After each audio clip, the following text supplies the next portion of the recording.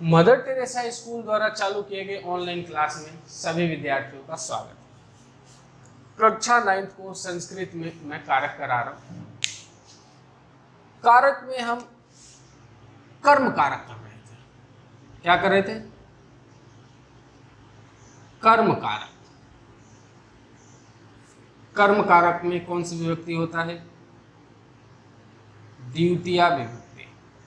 कौन सी विभक्ति होता है? द्वितीय विभक्ति का प्रयोग किया जाता है। कई दिनों से हम कर रहे हैं कर्म कारक या द्वितीय विभक्ति। आज आखिरी दिन, आज हम कर्म कारक या कहे द्वितीय विभक्ति को खत्म कर देंगे। कर्म कारक में आज हम इस कर्म कारक को खत्म कर देंगे। तो आज एक लास्ट पॉइंट के ऊपर बात करेंगे। कहा जाता है कि कालवाची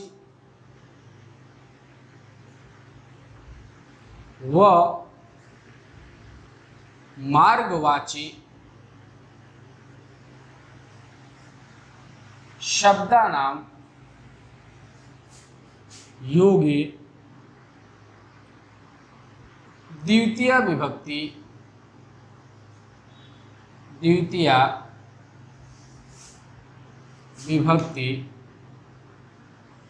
भवति।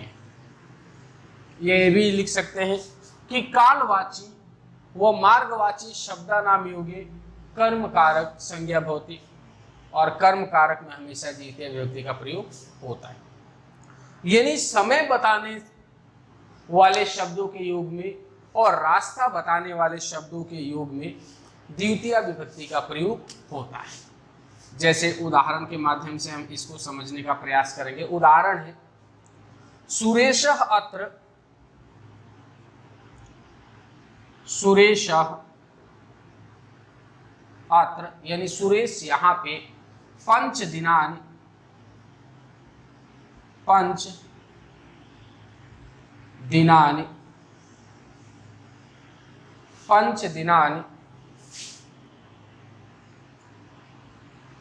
पठति। पंच दिनानि पठति। अब यहाँ पे पंच दिनानि दिया हुआ है। पंच दिनानि शब्द में हमें बताना है विभक्ति। क्या बताना है? विभक्ति। उसके बाद हमें बताना है कारण। पहला काम होता है हमें इसमें बताना विभक्ति। दूसरा काम होता है ये स्पष्ट करना कारणम, कि विभक्ति यहाँ आने का कारण क्या है। दो काम बताने। तो पहले देखें तो पंच दिनानी बात किया गया। क्या क्या किया गया? पंच दिनानी। यानी पंच क्या आ गया? संख्यावाची आ गया। पंच क्या है? संख्यावाची। इसके योग में क्या है? दिन। पंच दिन, यहां बहुवचन है ये, ठीक है ना। पंच के योग में क्या आया हुआ? दिन शब्द आया हुआ। तो हमें इसमें संख्यावाची आ जाए तो उसके योग में द्वितीय विभक्ति का प्रयोग होता है। तो संख्यावाची की वजह से यहाँ पे द्वितीय विभक्ति आया है। तो संख्यावाची आ गया तो हम ये कह सकते हैं कि यहाँ पे द्वितीय विभक्ति है। क्या कह सकते हैं? द्वितीय विभक्ति। क्यों कहेंगे? क्योंकि संख्यावाची शब्द का प्रयोग किया जा रहा है। ये तो हमें पता है, लेकिन जो आपके पेपर की कॉपी चेक करेगा उसको एक्सप्लेन करके बताना पड़ेगा। वो आपके मन की बात को नहीं समझेगा कि आपने क्या समझ करके यहाँ पे लिखा था द्वितीय विभक्ति। उसको लिखित में देना होगा। उसीलिए कारण लिखते हैं। कारण किस लिए लिखते हैं? एग्जामिनर को क्लियर करने के लिए कि हमने इसके बेस पे, किस आधार पे यहाँ लिख दिया द्वितीय विभक्ति। तो कारण उसको बताएंगे कि अत्र यानी यहां, कालवाची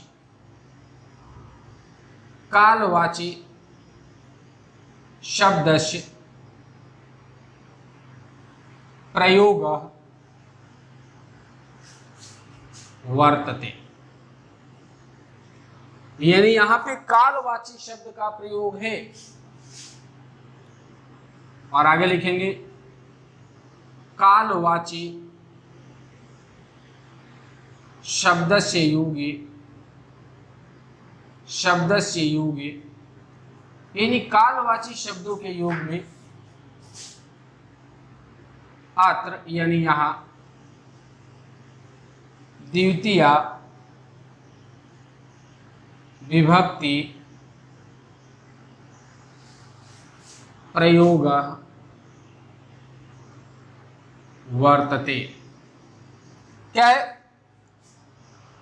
यहां द्वितीय विभक्ति लिखी है, इस बात को स्पष्ट किए। क्यों कि अत्र कालवाची शब्द से प्रयोग वर्तते, यहां पे कालवाची शब्दों का प्रयोग है। कालवाची शब्द से योगे, और कालवाची शब्दों के योग में अत्र द्वितीय विभक्ति प्रयोग वर्तते, यहां पे द्वितीय विभक्ति का प्रयोग है। उदाहरण नंबर 2 लेते हैं। दूसरा उदाहरण अपना लेते हैं। कहा जा रहा है मोहनः मासम अधीते। मोहनः मासम अधीते, यानी मोहन लगातार महीने भर पढ़ता है। मोहन लगातार महीने भर पढ़ता है। अधीते का मतलब होता है पढ़ना। अधीते का मतलब क्या होता है, पढ़ना। अधीते का मतलब क्या होता है, पढ़ना।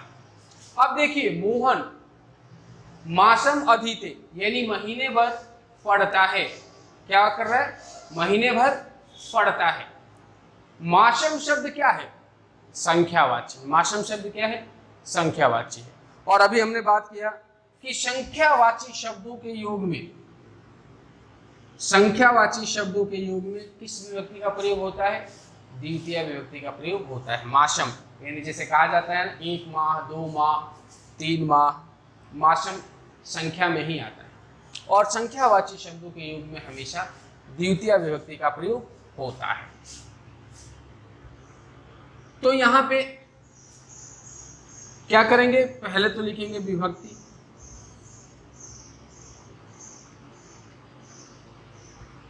विभक्ति लिख देंगे। विभक्ति में क्या लिखेंगे, द्वितीय।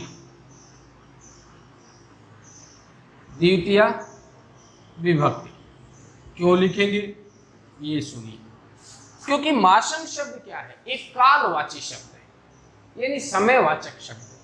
हमें कहा जाता है कि हम 1 महीने से ये काम कर रहे हैं, तो 1 महीना जो बताने के लिए शब्द प्रयोग किया जाता है वो क्या होता है, समयवाचक शब्द होता है। हमारा समय बताया जाता है कि हम 1 महीना से यहाँ पे ये कार्य कर रहे हैं। वही कहा जा रहा है कि मोहन मासम अधीते, यानी मोहन 1 महीने से पढ़ रहा है। तो मासम शब्द क्या हो गया, कालवाची शब्द हो गया। और कालवाची शब्दों के योग में द्वितीय विभक्ति का प्रयोग होता है, इसलिए हमने यहाँ पे लिख दिया द्वितीय विभक्ति की। अंडरलाइन जिसमें किया हुआ है उसमें द्वितीय विभक्ति है। माध्यम क्या बताया, क्योंकि ये एक कालवाची शब्द है, यानी हमें समय के बारे में ज्ञात करा रहा है ये शब्द। अब इसे हमें कारण के द्वारा एक्सप्लेन भी करना होगा, क्योंकि मैं बार बार कह रहा हूं हमारे मन में क्या चलता है ये हम जानते हैं, हम क्या आधार मान करके लिखें ये हम जानते हैं, लेकिन जो आपकी कॉपी चेक करेगा उसको आपके मन की आधार का आकलन नहीं है, तो उसको अपने मन का आधार लिखित में व्यक्त करके देना होगा, इसीलिए कारण लिखा जाता है। तो लिखेंगे ऊपर वाला ही कारण सेम आ जाएगा, अत्र कालवाची शब्दस्य प्रयोग वर्तते, यानी यहां पे कालवाची शब्दों का प्रयोग है। फिर लिखेंगे कालवाची शब्दस्य योगे, यानी कालवाची शब्दों के योग में अत्र यानी यहां द्वितीय विभक्ति प्रयोग वर्तते, यानी कालवाची शब्द के कारण यहां पे द्वितीय विभक्ति का प्रयोग हुआ है। आगे लिखते हैं। आगे देखने से पहले आपको बता दूं कि आज मैं आप लोगों को कर्म कारक में द्वितीय विभक्ति के ऊपर कालवाची शब्दों के बारे में करा दिया। यानी कालवाची शब्द जहां कहीं भी आपको दिखे तो इस बात का ध्यान रखें कि कालवाची शब्दों के योग में द्वितीय विभक्ति का प्रयोग होता है। कारण चाहे कालवाची शब्द कोई भी हो, 1 हो, 2 हो, 3 हो, 4 हो, 5 हो, 6 हो, 7 हो, 8 हो, 9 हो, 10 हो, उससे फर्क नहीं पड़ता। कालवाची उदाहरणों में कारण एक जैसे ही लिखना है, सीधा आपको लिखना है। समय बताने से संबंधित वाक्य आ जाए तो कारण उसमें स्पष्ट लिखना है कि अत्र कालवाची शब्द से प्रयोग वर्तते और कालवाची शब्द से योग अत्र द्वितीय विभक्ति प्रयोग वर्तते, कि कालवाची शब्द के योग में ही यहाँ पे द्वितीय विभक्ति का प्रयोग हुआ है। चाहे वो समय महीने में हो, वर्षों में हो, 1 दिन में हो, 2 दिन में हो, 1 मिनट में हो, 50 मिनट में हो, 5 सेकंड में हो, इससे फर्क नहीं पड़ता। समय के बारे में बात कर दिया गया तो आपको सिंपल यही दिमाग में बैठा के रखना है कि यही आपको कारण लिखना है। तो आज मैं कालवाची के बारे में बताया, अगले वीडियो में आपको मार्गवाची शब्दों के बारे में बताऊंगा। आज के लिए इतना ही, धन्यवाद।